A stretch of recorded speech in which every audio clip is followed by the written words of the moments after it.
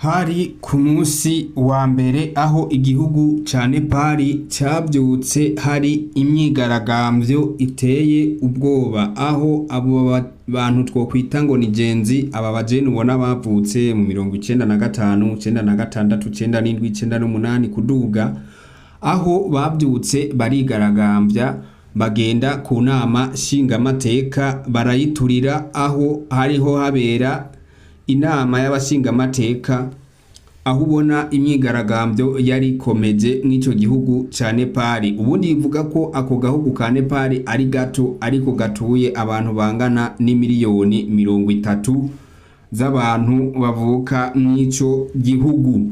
Rero abagenzi canke abatwokwita abajene imiyabaga bavyutse bigaragambya bagenda ku nama shingamateka bavuga ati n'ubundi amategeko ashiraho abashingamateka. Hariko harabera inama bituma bashaka kubakubitira mu nama shingamateka. Ubundi bivugwa ko indege za gisirikare arizo zaza zigaparika hejuru y'iyo nama shingamateka bakabona kuba cikisha. Tugiye kubana mwa kino kiganiro, nitwa Tuyisenge Charite nk'ibisanzwe. Wewe rero utarakora subscribe ndakwinginze ngo ukore subscribe, ukore like, share na comment. Tuzokomeze kubana no mu bindi biganiro vy'ahazaza. Ati bimeze gute rero? Ari ku munsi wa mbere aho abajene canke ugwaruka wigaragambya. None icatumye wigaragambya naco ngo ni giki? Bivugwa ko abashingamateka basizeho itegeko ryo kugara imbuga nkoranyambaga izi za Facebook, Twitter, Instagram, YouTube, TikTok hamwe n'izindi zigiye zitandukanye, aho ubona ko zose atarubuga na rumwe rwariko rurakora mw'ico igihugu. Niho abajene babibona, kubera ko abashingamateka mbere bari babitangaje ko izo mbuga bashobora kuzugara bivanye n'ico gihugu, bivanye n'imico babona yoba iriko irahungabana, ariko bo bavuga ati tuzoba turaba bihagaritse vy'akanya gato hanyuma tuzovyugurura mu nyuma. Abajene nabati reka nibishoboka, nta kuntu mwotwugarira imbuga arizo zituma dusamara. Ugiye kuraba n'ugwaruka rw'ino misi nta kazi, bisamaza kw'izo mbuga.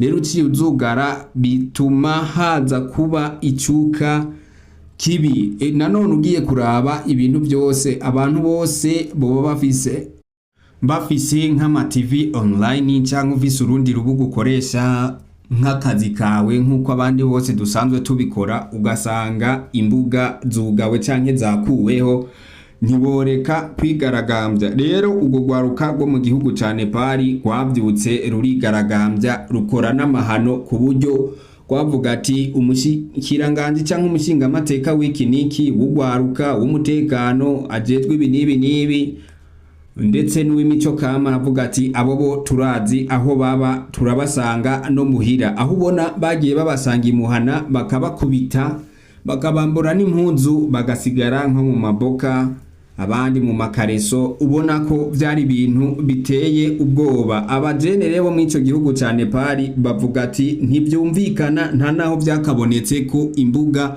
zishobora kugagwa mu gihugu utavuga ngo zugawe na mwene urwo rubuga mwenyewe.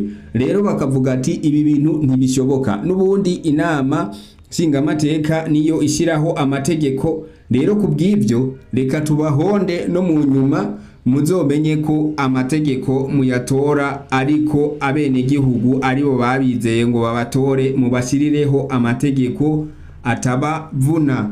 Niho hari imyigaragambyo ubona ko yagiye itera impari nyinshi, kandi ubona ko n'uno munsi biriko biravugwa cyane ko iyo myigaragambyo hamwe izo mbuga zitokugururwa batiteze kuyiheza, kuko baraturiye inama shingamateka. Aho ubona ko ico gihugu bagiye mu buhombe bwinshi hejuru y'ingaruka zo gushinga amategeko yo gukuraho imbuga ngurukana bumenyi, aho ubona ibintu byinshi byagiye bibomogwa mu gisagara ca Nepal, aho ubona ko ata mutekano wo bukwiye woba uhari.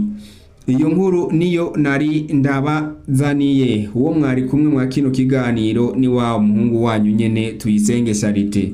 Hama nkaba ndabahaye agahwane, ariko wewe utarakora subscribe ntiwibagire gukora subscribe, kore like, comment na share. Tuzokomeze kubana no mu bindi biganiro byose byahazaza. Ndanakwibutsa ati n'ubundi ukiri muzima nta kirapfa, iyo utarapfa byose biba bigishoboka. Komeza ufokasinge, ukore cyane, unasenge, byose bizokunda. Ciao ciao.